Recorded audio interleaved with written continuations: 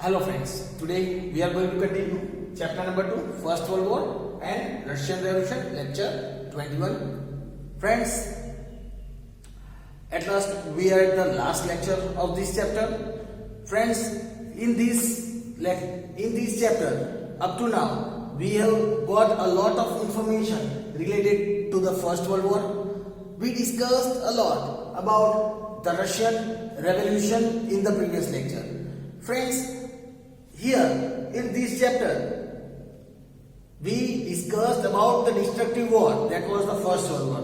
We discussed about its factors, why these factors were responsible for this First World War. Friends, in the previous lecture we discussed about the second part of this chapter, that is the Russian Revolution. Friends, as we discussed when we were learning the First World War, that Russia was the part of this World War, but when the Russian Revolution started in the year 1917, Russia had to step out of this First World War. Friends, when we were learning in the previous lecture about the Russian Revolution, we learned that this Russian Revolution was Bolshevik Revolution and the Bolshevik Revolution. Friends, in the previous lecture we learned about the Russian Bolshevik Revolution. Today we are going to learn about Russian Bolshevik Revolution. Friends, let us go through what we have learned in the previous lecture, that is Russian Bolshevik Revolution, as it has the relation with today whatever we are going to learn, that is the relation with the Russian Bolshevik Revolution. First of all, we need to understand how this Russian Revolution started in the year 1917. Again, this Russian Revolution is very remarkable incident in the world history. Friends, it was the year 1917 when this Russian Revolution started. It is said that during that period Russia was ruled by the Tsars. These Tsars had been on their post by heredity. So they assumed the post by heredity. These Tsars were very cruel and merciless. We learned that these Tsars were very cruel and merciless. They did lots of atrocities on their people. Friends, during the rule of these Tsars, the Russian peoples, they did not even have the right to demand their own rights. They were not able to demand their rights. And if any of the person started demanding or raising his voice for their rights, then he was severely punished or he was sent to the bone-chilling region of Serbia. Friends, the peasants, farmers and the laborers of this region did a very hard work, but still they got very low wages. They had very low income despite doing very hard work.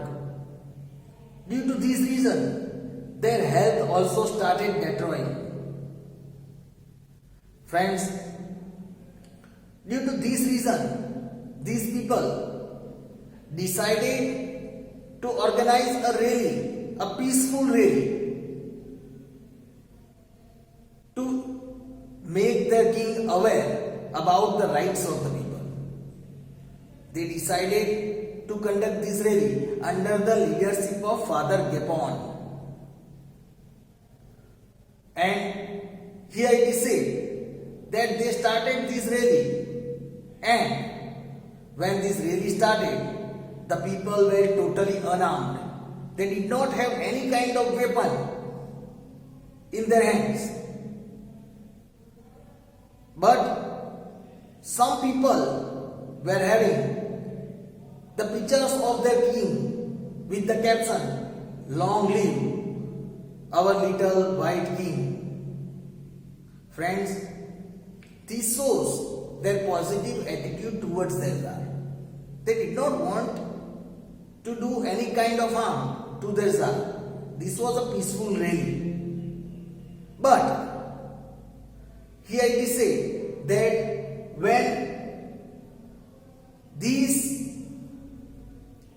when we are talking about this peaceful rally, here it is said when this rally reached at the Winter Palace, which is the residence of the king. Here it is said when these people reached the Winter Palace, which is the residence of the king. Which is the residence of the king, we can say. And when they reached Petersburg, near the Winter Palace, that day was 22nd January 1905. Friends, this day is very remarkable in the world history. Friends, it was on this day when these really reached the Winter Palace, where the Tsar resided.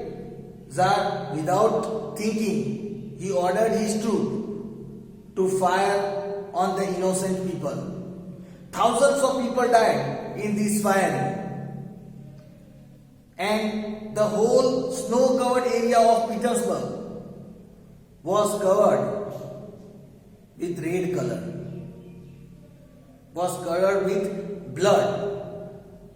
Many historians believe this day, that is 22nd January 1905, which was Sunday, many historians believe this day as Bloody Sunday, because the snow-covered Petersburg was covered with red in blood.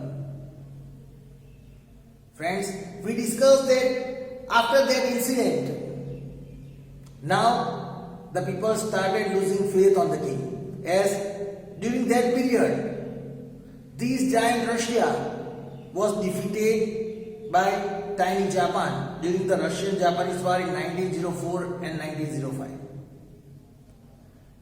Now the people started thinking that if our king is not able to save us from such a tiny Japan, then how our king will save us from, how our Tsar will save us from the powerful nations. And so the revolt started. And here it is said that it was after that period that many people of the petrol workers, oppressed workers, they went on strike. And to set up their strike, Tsar ordered his troops to settle up that strike and fire on that people who went on strike. But this time, the army of the king refused to do that. And this incident led to the Bolshevik Revolution. Friends, now we will continue with the, we can say, socialist. We are discussing about socialist Bolshevik Revolution. Socialist Bolshevik Revolution.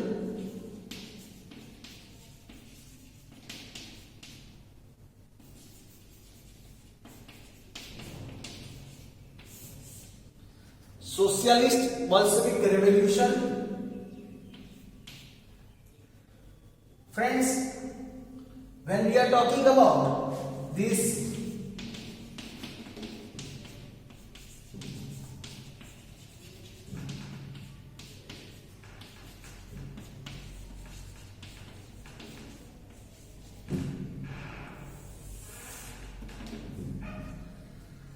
Socialist Bolshevik Revolution, here it is said the Russians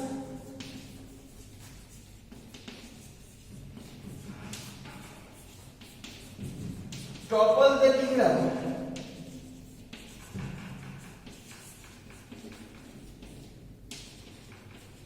of the Tsar the Russian, they toppled the kingdom of the Tsar. Here it is said,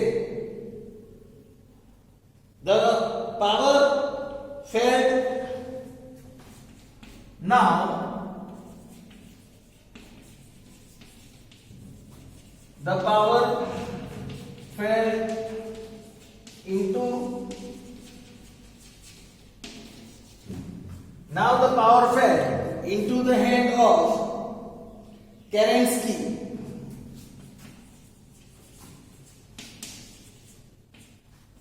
Who was the leader of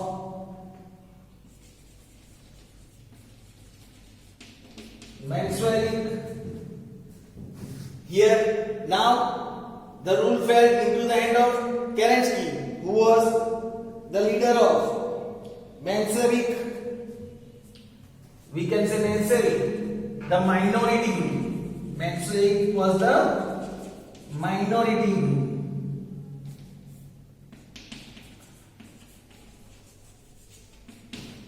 Friends, here it is said that after that Russian Revolution, when we discussed that when the army refused to support the Tsar, now the Tsar was alone. So now, when the Tsar remained alone, the Tsar's rule was over. Now, the Russian toppled the kingdom of the Tsar. They destroyed the kingdom of the Tsar. Now they did not want to obey their Tsar.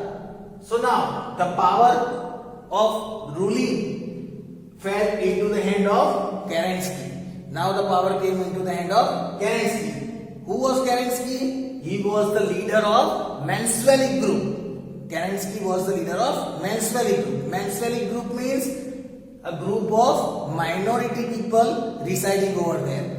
Kerensky was the leader of the people who were of minority group that resided over there. Here it is said, the entire Russia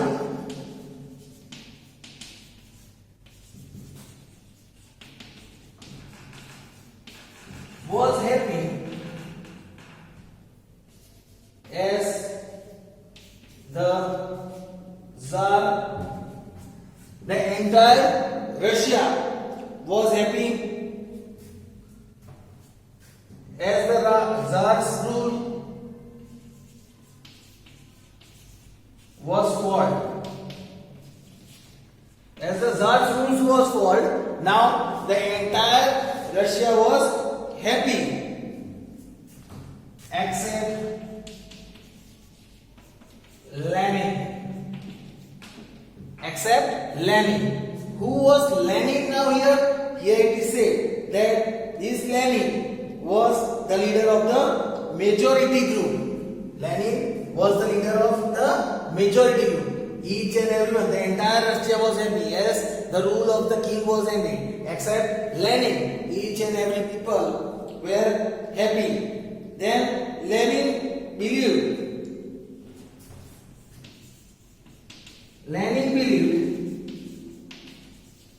that the laborers should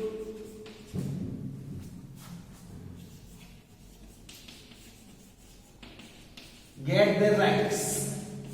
Here it is said that Lenin believed that the laborers should get their rights. Laborers should be aware with their rights. They should get their rights. And importance as propagated rights and importance as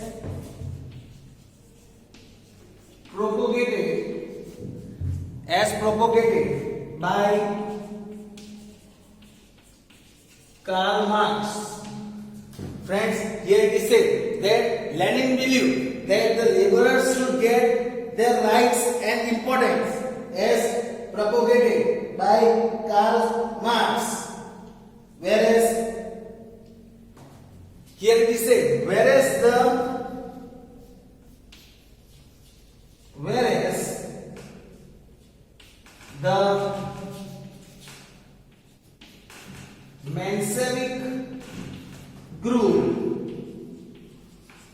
Menshevik group believed in the importance of middle class.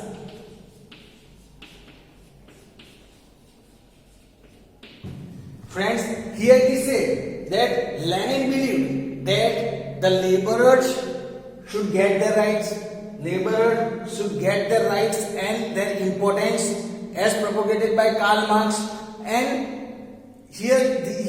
but on the other side, Menshevik group, they believe in the importance of the middle class people of their region. So here, friends, it is said that as a result of this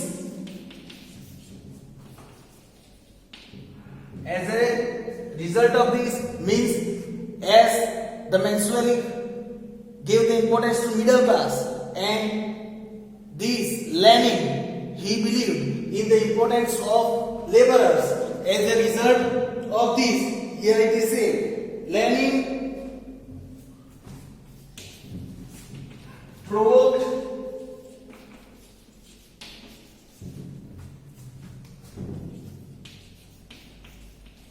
the Bolshevik group.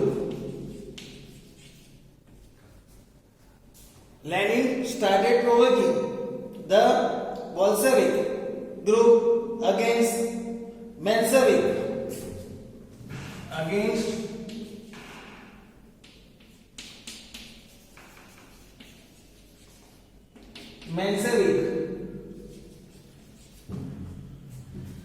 And started another revolution, we can see, and declared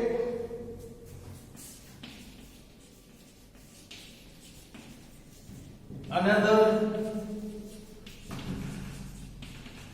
revolution in November 1970.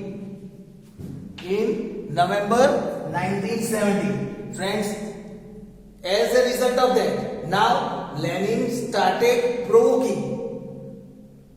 Then, when Lenin started to provoke the Bolshevik group, Bolshevik is majority people group, Menshevik was the minority people group. So, as a result, Lenin provoked the Bolshevik group people against the Menshevik group, and due to which another revolution in Russia started. That was in the year November 1917. This revolution was, you can say that this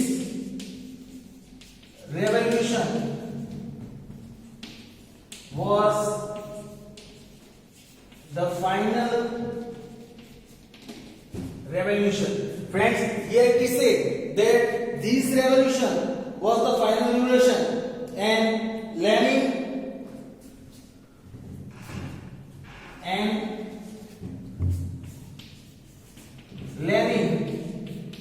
got the reins in his hands. Means Lenin got the power in his hand after that. After this revolution, that was in November 1970, Lenin got the power in his hands. This revolution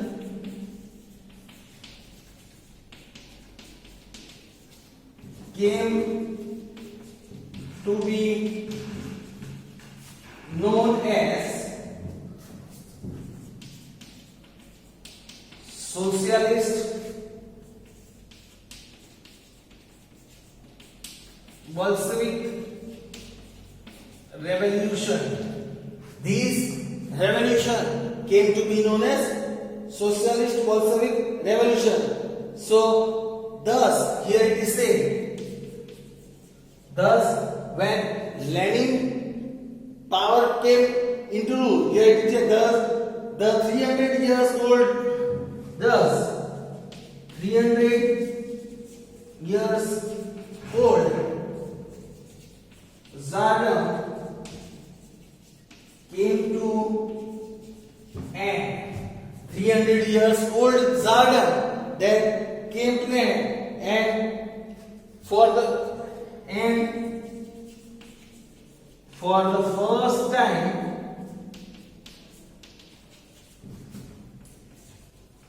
Russia was without a Tsar. Russia was without a Tsar for the very first time. Friends, here it is said, when we talk about this, here it is said, well, you might have understood the whole episode. Here, when the Tsardom or after the patriarchate, when the people, the army of the king, they refused to follow the order of the king, and when the Tsardom fall down, at that time, the power went into the hand of Kerensky, who was the leader of Menshevik group, means the majority people. Everyone was happy except Lenin. Lenin wanted the rights of the laborers and the importance propagated by Karl Marx, and that is why. And the Menshevik, they believed in the rights of the middle class people. So here it is said, due to this, Lenin started provoking the Bolshevik group people against the Menshevik, due to which reason another revolution started in the year 1970, on November 1970. This revolution was the final revolution, as now after this revolution of November 1917, the power went into the hand of Lenin, and this revolution came to be known as Socialist Bolshevik Revolution. And friends, here it is said that it is said that after 300 years in Russia was without a Tsar. The 300 years rule of Tsardom came to an end. 300 years of the kings in Russia came to an end, and after 300 years, for the first time, now the Russia was without a Tsar, without a king. So friends, here this was the information about the Russian Bolshevik and Menshevik revolution. So friends, you might have understood about the Russian revolution. Thank you.